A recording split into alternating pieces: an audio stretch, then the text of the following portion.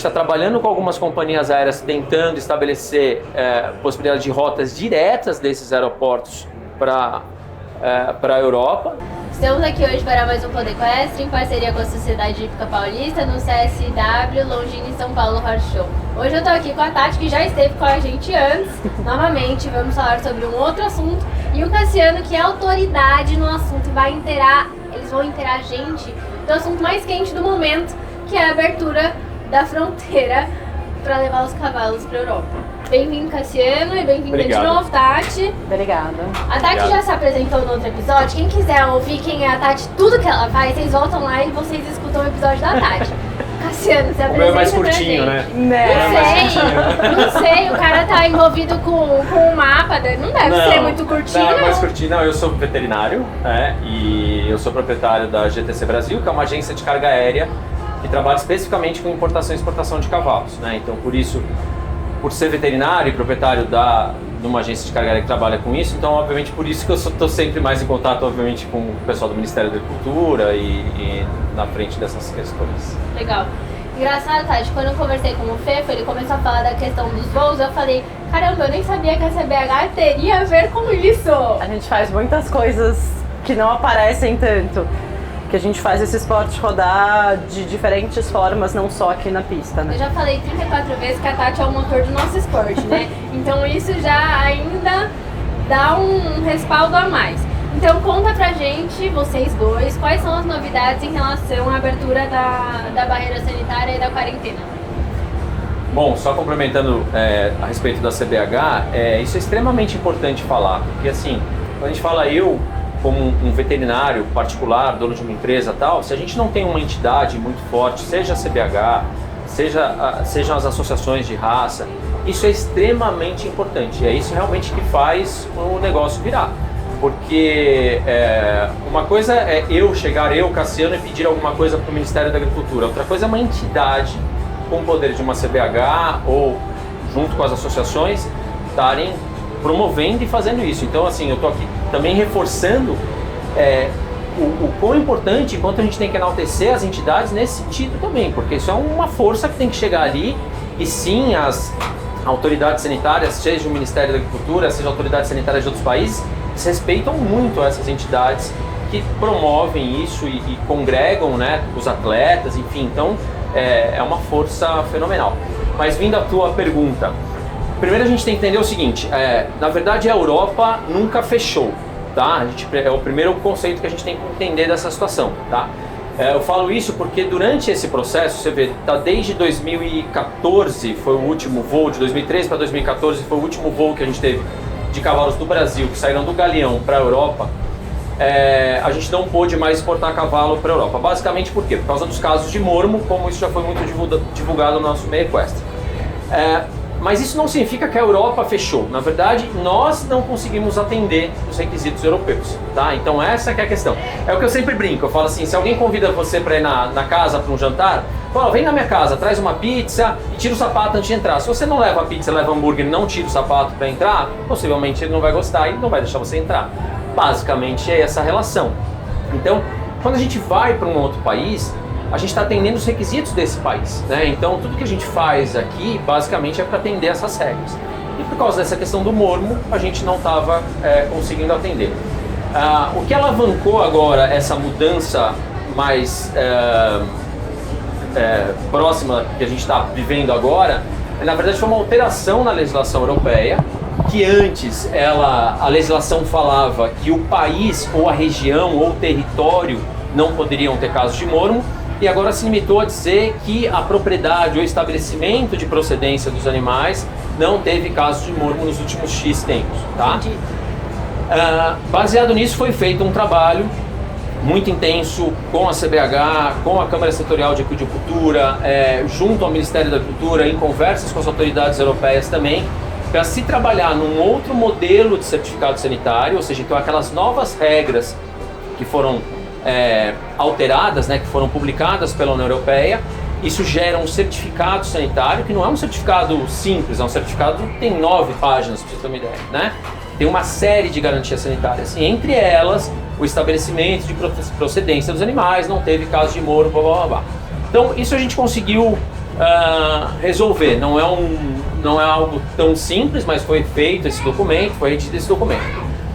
Depois disso, o que aconteceu? A União Europeia, ela também tem uma regionalização em cada país do mundo, das regiões ou estados, né, dependendo como é que é configurado o país, vamos dizer assim, que pode exportar. Então, o que ficou de resquício do passado? Que o estado do Paraná e o estado do Rio de Janeiro eram estados que estavam dentro de uma região que eles nomeiam como região BR1, e essa região é o que pode exportar cavalos para a União Europeia hoje. Tá? Bom, qual o problema disso? O problema é que nem o Paraná, nem o Rio de Janeiro tem voos regulares de cargueiros para a Europa. Existem alguns voos desses estados, do Galeão e do Afonso Pena, mas que fazem escalas em locais que teoricamente não são aceitos pela União Europeia. O que não quer dizer que a gente não possa usar esses voos, mas a gente não tem uma afirmação se a gente vai poder ou não isso, né? Qual que é o grande problema? E a gente não pode correr esse risco. Se de repente uma aeronave que sai do Afonso Pena faz uma escala, por exemplo, em Viracopos, em São Paulo, e essa aeronave quebra, ou tem algum problema que você precisa descarregar esses animais, isso possivelmente a União Europeia não vai aceitar. Né? Então você não pode comprometer toda uma cadeia logística sem ter essa situação muito bem definida. Então o ideal seria ter voos, obviamente, diretos do Afonso Pena e do Galeão para a Europa. E só para esclarecer, quando a gente fala assim, não tem cargueiros com capacidade para cavalo. O que são cargueiros com capacidade para cavalo? São cargueiros que têm um porta com altura suficiente para passar a baia. Não é em termos de peso. Qualquer cargueiro leva 2, 3 cavalos, né? Mas não é todo cargueiro que entra a baia de transporte dentro dele. Então, essa que é a limitação. Então, assim, hoje, o que a gente tem de prática? A gente está tentando obter realmente informações concretas a respeito dessa questão das escalas. Mais que isso, a gente está trabalhando com algumas companhias aéreas tentando estabelecer possibilidade de rotas diretas desses aeroportos para a Europa, né? E paralelo ainda sendo feito um trabalho muito intenso, Câmara Setorial, CBH e tal, para a reinclusão de São Paulo nessa região BR1, que isso seria o ideal, porque afinal de contas, talvez seguramente a gente pode falar que 90% dos cavalos saem, não estou dizendo que são do estado de São Paulo, mas saem de São Paulo, estão em São Paulo por algum motivo, né? E aí isso iria facilitar absurdamente, aí sim a gente poderia falar que tá tudo resolvido, né? Resolvi. E aí, Tati, o que você tem para complementar nisso aí? Acho que é isso, a gente fez um trabalho muito intenso com a Câmara Setorial, eles foram muito parceiros nossos, né? Isso? A Câmara Setorial o Ministério da Agricultura ele tem várias câmaras que cuidam de setores, como diz Câmara Setorial. E o hipismo está dentro da Câmara Setorial de Equidicultura. E daí tem várias pessoas que são membros disso. A CBH é membro, o Lusitano, a Associação Brasileira dos Criadores de Lusitano é membro, acho que o BH é membro, tem várias... Associação Brasileira de Veterinários de Equinos. Exato, eles todos fazem parte disso. E a gente fez esse trabalho junto com eles, porque eles são a forma mais fácil da gente acessar o Ministério, uma vez que eles fazem parte do Ministério, né? E daí a gente fez esse trabalho, a gente fez reunião com os adidos agrícolas da Europa, conversando, voltando, e tá aí como tá hoje, como o Cassiano pode explicar. A gente hoje tem o CZI já publicado, né? Cassiano tá no site, a gente pode usar. Então agora é a parte de resolver a logística, a parte de papel para a gente viajar do Paraná e do Rio de Janeiro já estão prontos, já estão publicados, e é trabalhar agora para liberar a logística. Efetivamente os cavalos embarcarem e resolverem. A Câmara Setorial, como a Tati falou, ela na verdade ela é a ponte entre o setor privado e o setor público.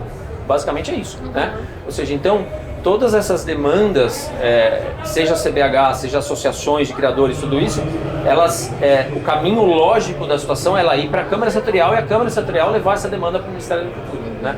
Então, por isso, mais uma vez, reforçando aqui como a gente precisa ter entidades fortes, né? Que tenham uma representatividade em cima disso para que você consiga pleitear e ser ouvido pelo setor do governo, né? Agora você está falando que a gente pode levar os cavalos do Paraná e do Rio de Janeiro para a Europa. Mas como é que era essa história antes? Era bem mais burocrática? Nesse período que a gente ficou sem conseguir levar cavalos, o que acontece? A gente poderia fazer uma espécie de triangulação, na verdade, nessa operação, né? Que na verdade, você mandar o cavalo para um país que aceite, por exemplo, Estados Unidos, por exemplo, Argentina, né? E ele vai cumprir um período de residência dentro desses países e depois ele vai ser exportado como um cavalo sanitariamente americano ou sanitariamente argentino, por exemplo, tá?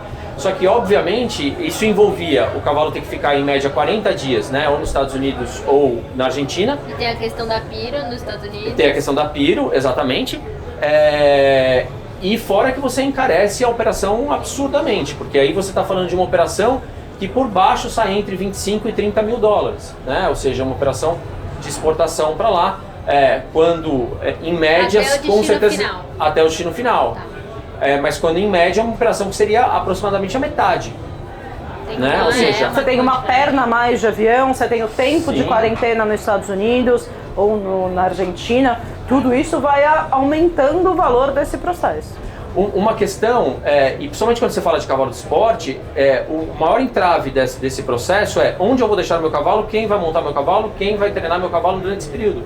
Pô, mas eu não posso deixar meu cavalo 40 dias de férias nesse período para chegar na Europa e eu tenho concurso, eu tenho isso e aquilo. Então isso era um grande entrave. Então é claro que resolvível, né? Você pode deixar o cavalo esses 40 dias em locais e tal, mas obviamente que isso eu tenho clientes que iam falar, tá bom, eu vou mandar o cavalo, vou mandar o tratador, vou mandar o veterinário, vou mandar, então, ou seja, essa operação então se torna muito mais cara, né? Porque obviamente todo mundo quer deixar seu cavalo absolutamente em ordem. Claro que paralelo a isso você tem um outro público que eventualmente um cavalo que foi vendido, alguma coisa assim, que não está num pico de treinamento, que vai ficar lá seus 40 dias ok, depois segue e tá tudo certo. Entendi. E aí, Tati, o que você... Sobre isso, como era a sua vida antes da mudança da barreira sanitária? É uma loucura, a gente fez agora para Paris, a gente fez junto com o Cassiano, né, Cassiano? A gente mandou o Texas do Rincão, do completo, que era um cavalo que estava no Brasil, fez qualificativo aqui. Ele foi porque ele era um dos possíveis, ele era o nosso reserva da equipe de completo. E a gente fez. Ele teve que vir para São Paulo, é um cavalo de Brasília, veio para São Paulo. Daqui a gente fez a quarentena daqui para exportar para os Estados Unidos. Daí ele foi para os Estados Unidos. Começou muito antes. Muito antes. A gente teve que adiantar todas as seletivas para poder dar tempo, ou seja, as seletivas no Brasil, a gente teve que terminar elas até final de março. Porque se eu tivesse que levar qualquer cavalo do Brasil, março era meu deadline para chegar em Paris, senão eu não chegava. Que loucura! Não, gente... Ó, Texas já está de volta, ser salvo, de volta em Brasília, Deus. mas ele fez esse tour. E ele tour. voltou pelo Rio ou pelo Paraná? Já? Não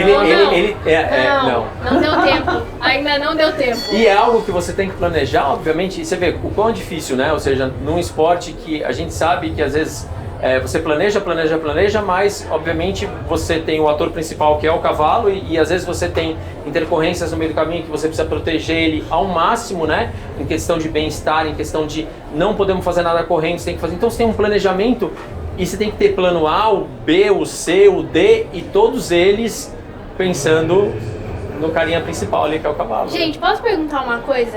Tipo, eu não sei se isso vai ter a ver ou não, mas a gente falou com a Ju Freitas e a Ju Freitas falou que pra Rio 2016 rolou um esquema de bubble to bubble pros cavalos virem. Isso não seria possível pros cavalos daqui irem pra Olimpíada?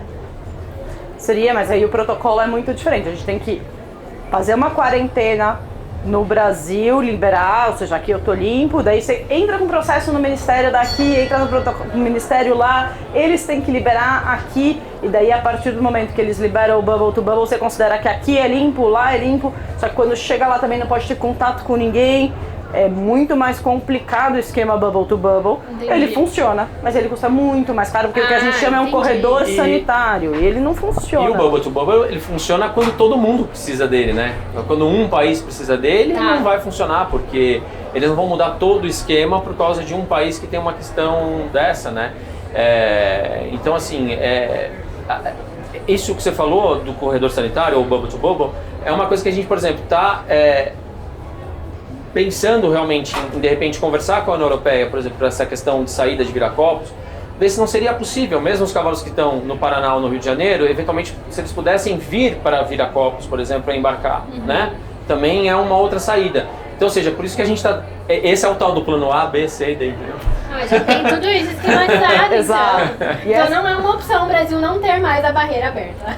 Eu não sei quanto tempo vai não é demorar. mais. Eu não sei quanto tempo demora, porque não depende só da gente. A gente depende do nosso governo e a gente depende dos outros governos também. Ou seja, uma das coisas que a gente está discutindo agora na BR-1 é que não é só a gente querer a BR-1. Como faz muito tempo que São Paulo saiu da BR-1, a União Europeia precisa mandar uma delegação para fazer uma checagem. Ou seja, eu preciso da agenda deles estar liberada para a gente poder fazer alguma coisa. E aí é isso. E você me perguntou o que muda, como era antes, como era depois. O depois a gente ainda não descobriu, a gente tem vários planos para ele. Mas ele impacta todo o nosso calendário esportivo. Porque eu trabalho com menos tempo. Como eu falei, a gente terminou as seletivas para Paris em março. Eu poderia talvez terminar em abril? Poderia. Eu ganho final de abril, um mês aí. Ou seja, a gente tem flexibilidades no calendário que hoje a gente não... A minha única pergunta, depois de ter te conhecido no outro episódio e agora a gente conversando, é como é que você consegue fazer tudo que você faz, mulher do céu? 7 por 24. Tá bom. Não para nunca. Tá bom, então vamos lá. A gente falou um pouco sobre isso. Agora, se eu quiser levar minha égua amanhã pra Europa, qual o processo? Se for amanhã... se for amanhã ainda é via... não, e mesmo que a gente liberar amanhã não vai ser assim. Não, exato, claro. Então, mas daqui uns 3 meses, talvez, dá um tempo. Porque o que acontece? Primeiro, o que a gente teria que pensar? Primeiro, vamos supor que tua égua seja aqui em São Paulo, né? Então, primeiro ela tem que cumprir 40 dias de residência ou no estado do Paraná ou no estado do Rio de Janeiro. Onde quer que seja, tá? Estando nesse estado. Como é que a gente deve provar isso para o Ministério da Cultura? Obviamente através de GTA, tudo isso, que ela foi para lá, tudo ok, e a gente comprova a permanência dela lá 40 dias, né? Dentro desses 40 dias, ela vai cumprir 20 dias, esses 40 dias não seria a quarentena, seriam residência nesses estados. Dentro desses 40 dias, 20 dias de quarentena efetiva, tá? Onde vão ser feitos exames sanitários, né, baseado nesse certificado sanitário que foi acordado que foi feito baseado... E não é só o AIE e mormo.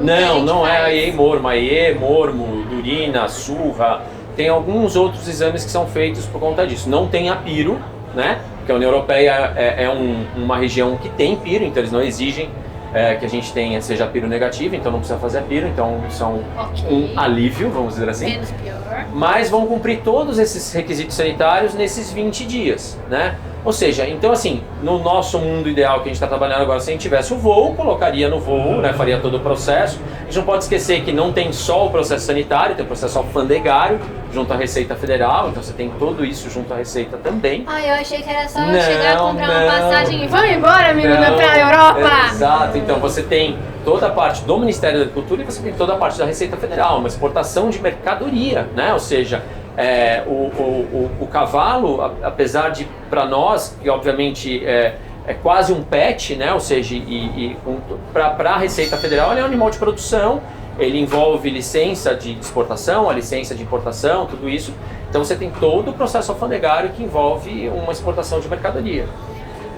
Então, ou seja, numa situação ideal seria essa, a gente teria o voo e ok, né? Agora, se a gente não tiver o voo como a gente está batalhando, teria que ser a moda... Daqui a pouco vocês vão ter o voo e daí eu levo ela passear lá, que ela merece. Eu tenho Você certeza. pode fretar o voo, né, Katia? A gente arruma exato. Um fretado, imagina, um Não, avião só pra ela. Fretado a gente Eu não pode... vou falar que dá pra pousar aqui, mas fretar, né? Talvez a gente conheça umas pessoas aí e a Exato. gente ajeita, né? E me contaram também que você é bem engajado nessa comunidade das quarentenas dos concursos, que você trabalha muito sobre isso, que talvez as pessoas não estejam vendo tudo que você tem batalhado pelo nosso esporte nesse lado. Eu vou fazer um parênteses antes. A gente foi para todos os sul-americanos da juventude, para todos os pan-americanos e tudo, graças ao Cassiano e à sócia dele, a Mari. Eles que fizeram todos esses nossos processos, essa loucura. bagunças. E a gente está Precisa nesse de alguém processo agora assim. para o Equador, nas mãos Exato. desta super. Você descansa de noite? Eu tenho procurado descansar sim. Eu tenho meu volume menor que a Tati. A Tati, surpreendentemente, qualquer hora ela está respondendo. Mas o que acontece é, sempre que a gente vai para uma competição, a gente também está atendendo os requisitos desse país que está recebendo essa competição. E, obviamente, como eu falei no início, cada país tem sua regra e essa regra pode ou não envolver quarentena, tá? Então, dependendo do país, ele exige os requisitos sanitários, então a gente faz os exames sanitários, faz toda a documentação sanitária, embarca. E dependendo do país, ele exige um período mínimo de quarentena, tá? Como é que é essa quarentena? Basicamente, ele é um isolamento desses animais, onde os animais que estão fazendo parte dessa quarentena, eles não podem ter contato direto com animais de status sanitários diferente, né? Ou seja, então, todos os animais que estão juntos, eles têm que estar no mesmo status sanitário. O que significa estar no mesmo status sanitário? Mesma vacinação, mesmos exames cumpridos, ou seja, então eles estão, se eu aqui fiz a IE, você fez o IE, se eu fiz o mormo, você fez o mormo, se eu fiz a durina, você fez a durina, entendeu? Todo mundo está no mesmo status sanitário, essa é a ideia. E dentro dessa questão da quarentena, existem quarentenas que tem na exigência do país que essa quarentena seja supervisionada pelo veterinário oficial, e aí que a gente fala que é o Ministério da Agricultura, ou em alguns casos a Secretaria de Agricultura do Estado. Então o Ministério da Agricultura, que é federal, pode delegar eventualmente para que um colega deles da Secretaria Estadual fique responsável por essa quarentena, né? O que é responsável? Vai vir um auditor fiscal, vai olhar os animais, estão isolados, ok, cumprir os exames certinho e vai acompanhando esse processo. Em alguns casos, isso pode ser substituído por um veterinário particular. Então, ou seja, alguns países aceitam que o veterinário particular ateste que essa quarentena foi cumprida e tal. E, obviamente, o Ministério da Agricultura vai chancelar isso. Então, não é o Ministério... não é o veterinário particular que manda documentos direto para outro país. Não, o Ministério da Agricultura chancela isso e esse documento vai para outro país. Então, assim, você tem quarentenas que são menores, 14 dias, você tem quarentenas de 30 dias, enfim, e tudo isso é difícil de gerenciar, principalmente quando você tem cavalos que estão em concurso, porque obviamente você tem que fazer essa quarentena em locais que os animais podem treinar, tudo isso, e às vezes é difícil você juntar, então muitas vezes a gente tem que fazer quarentenas em locais diferentes, não é simples isso, porque você fazer em locais diferentes envolve você coletar e mandar para laboratórios diferentes, ou se você concentrar todo no laboratório e fazer exame, tem o tempo de trânsito de uma amostra que sai, sei lá, do Rio de Janeiro para vir para São Paulo, ou sai do Rio Grande do Sul para vir para São Paulo. Então, obviamente, facilita, e não só facilita, evita erros se você puder concentrar esses animais sempre no mesmo estabelecimento, né? Então, por isso que às vezes eu falo sempre para a Tati, Tati, pelo amor de Deus, vamos botar os cavalos todos na Hípica Paulista, vamos botar todos os cavalos na Hípica Santo Amaro, vamos botar todos os cavalos em tal local, tal. É difícil, porque, obviamente, não são só os cavalos, é o cavalo, é o cavaleiro, é o tratador, é tudo isso, né? Ou seja, então, é uma logística. Não é fácil. E às vezes as pessoas falam, não, vocês não me dão resposta, como a gente vai fazer a quarentena? Muitas vezes não depende só da gente, né, Cassiano? A gente depende do outro lado também, porque existe um facilitador aduaneiro também no outro país que precisa me passar essas informações. A gente ficou batalhando, acho que a gente nem terminou esse processo ainda, nos últimos 15 dias para receber informações do Equador, onde vai ser o Sul-Americano da Juventude. Então, não basta a gente ter as informações todas do nosso lado, a gente precisa de informação deles, inclusive de custo, de tudo disso, do outro lado. Isso foge da nossa mão. E a nossa ponte é sempre... O Cassiano faz essa ponte, ele fica tentando laçar eles do outro lado. Porque assim como tem, por exemplo, a minha empresa que, vamos dizer assim, está fazendo o processo aqui, né, desse lado aqui junto à CBH, existe uma empresa, né, como a minha do outro lado fazendo do lado de lá, né? E então essa comunicação que às vezes não é que não é fácil, né? Que às vezes assim a organização às vezes é difícil também do lado de lá, às vezes eles também não têm resposta, demora para vir para cá, ou seja, então às vezes a gente recebe tudo no laço, né? Tudo em cima da hora. Já que a gente falou do Equador, é isso. O Equador, a gente não tem fronteira natural com o Equador sanitário. A gente conseguiu um corredor, um bubble to bubble para ir para o Sul-Americano. Legal. E aí, o que vocês acham que essas mudanças vão impactar no nosso esporte pro futuro? Que mudanças? As mudanças da barreira, a facilitação do pessoal saindo daqui e indo pra Europa. Eu acho que muda muito. Quando vocês, né, a gente pode pensar num indoor com cavalos de fora. Ou seja, a gente trabalhou para trazer os nossos atletas que estão na Europa saltar aqui. A gente chegou a fazer uma conversa, trazer os caras que estão na Europa para saltar o senior top. Mas eles não conseguem trazer os cavalos dele, ou seja, o cara, imagina, não sei, para dizer um nome, o Rodrigo, ele não vai vir aqui saltar o meu cavalo, ou seja, não tem sentido ele saltar o senior top com um cavalo que não seja o cavalo dele. Então, a abertura de fronteira, eu acho que faz isso, a abertura não, né, mas facilitar essa exportação e essa vinda faz o esporte crescer, porque a gente pode talvez ter mais permeável essa troca do esporte, né, ou seja, ter grandes nomes aqui com seus cavalos, né. Seria incrível.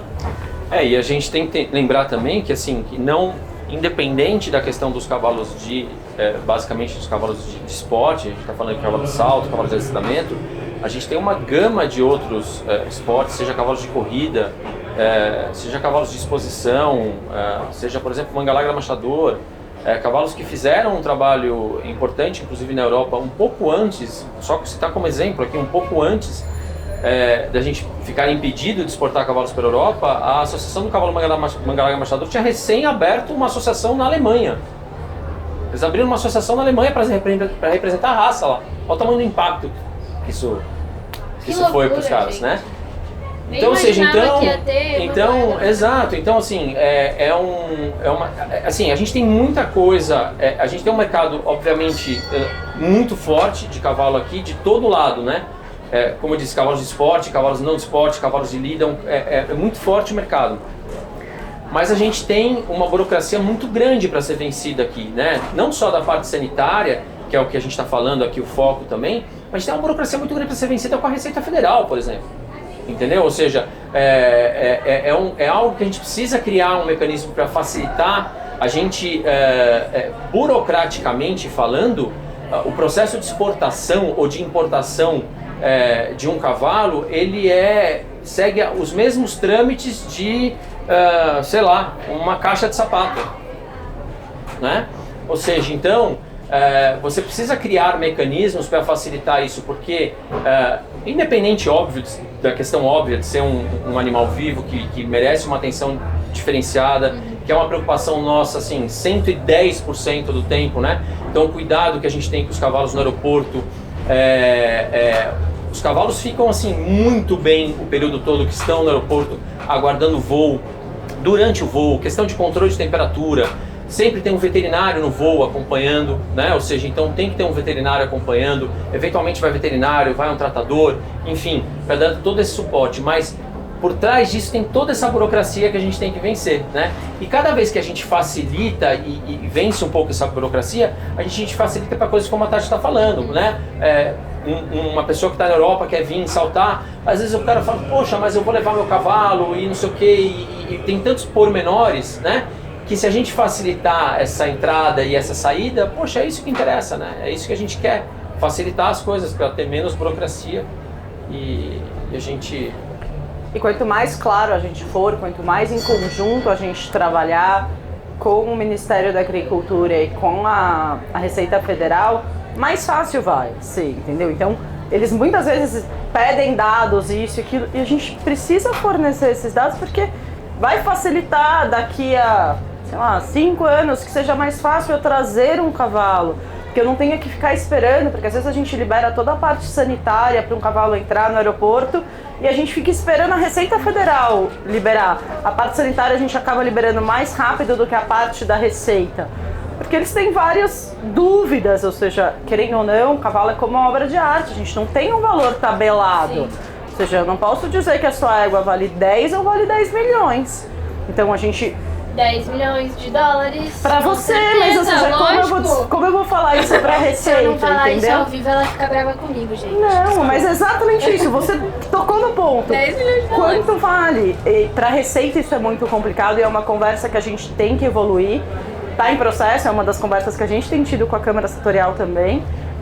Além da parte sanitária, ok, vamos liberar, estamos em processo. Agora começa um segundo passo, a gente precisa trabalhar a parte financeira, a parte da Receita Federal. Como esses cavalos entram, cadê a papelada, quem fez, tudo isso é um processo que vai caminhar. Então, pelo que vocês estão falando, essa é uma melhoria. E pelo caminho que vocês têm trabalhado muito juntos, ao longo dos anos isso tende a melhorar e se tornar mais fácil, talvez, para realmente alavancar o negócio.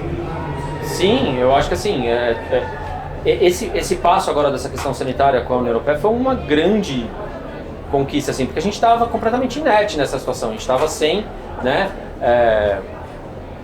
absolutamente parado, sem negociação, sem mexer em nada, e com uma atuação muito forte da Câmara Setorial, do Nuno, que é o presidente atual da Câmara Setorial, que já tinha começado com o Fabrício, que era o presidente anterior, e então eles alavancaram essa situação e foi agora. Feito isso, a gente tem uma série de coisas também internas aqui para serem melhoradas, né? Ou seja, dentro do nosso sistema de liberação alfandegária, de toda a burocracia que é intrínseca ao nosso país, né? Esse sistema que né, travado, tudo, enfim, que a gente precisa melhorar muito para agilizar essas questões, né? Ou seja, então a gente precisa agilizar a liberação alfandegária no aeroporto, a saída dos cavalos, o embarque dos cavalos, tudo isso, e tudo depende de órgãos que a gente precisa se aproximar, e a gente precisa se aproximar e mostrar como é que é, e estar, né, a gente precisa realmente botar a cara ali e falar, olha, é assim que acontece, os valores dos cavalos são esses, é isso aqui, deixar as coisas mais as claras para que eles também se sintam mais à vontade, eles estão fazendo o papel deles, né, são, no caso da Receita, é um órgão que está ali para isso, para fiscalizar, né, mas não pode com isso você segurar o cavalo ali no aeroporto, né? Sim. Com certeza. Porque não é uma simples mercadoria, é uma simples carga que está ali. Exato. Mas eu acho que é isso. Foram 3 anos de trabalho muito intenso. A gente 2 anos e 8 meses, o Fefo falou. 2 anos e 8 meses.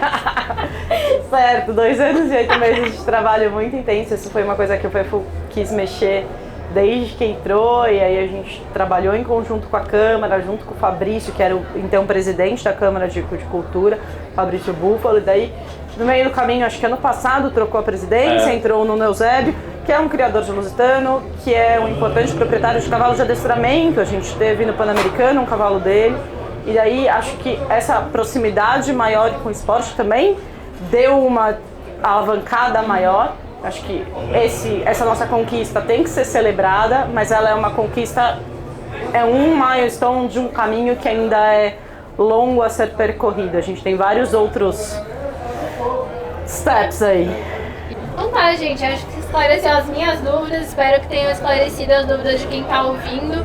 Adorei conversar com você mais uma vez, tá? De conhecer você, Cassiano. Obrigado. A gente vai conversar, semana que vem a gente tá embarcando a Miriam lá pra França, se Deus quiser. Boa. E é isso aí. Obrigada, gente, até o próximo. Obrigada. Obrigado.